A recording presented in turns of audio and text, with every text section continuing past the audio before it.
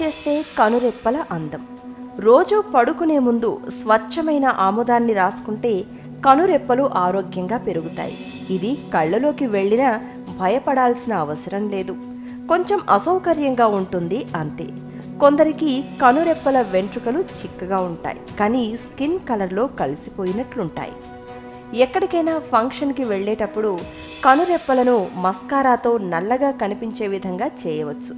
Mascara వాడినప్పుడు ఇంటికి వచ్చిన వెంటనే బేబీ ఆయిల్ కానీ ఆముదం కానీ రాసి మస్కారాను పూర్తిగా తుడిచేయాలి. ఎట్టి పరిస్థితుల్లోనూ హెయిర్ డైని కళ్ళ దగ్గరకు రానియకూడదు. కనురెప్పల వెంట్రుకలు నల్లగా పొడవుగా పెరగాలంటే 3 టేబుల్ స్పూన్ల కొబ్బరి నూనెలో 2 చుక్కల టీ ట్రీ ఆయిల్ కలిపి అప్లై చేయాలి. ఈ మిశ్రమాన్ని చాలా కొద్దిగా తీసుకుని కళ్ళలోకి జారకుండా కనుబొమ్మలకు మాత్రమే సరిపోయేటట్టు రాయాలి. రాత్రి పడుకునే ముందు రాస్తే మంచిది.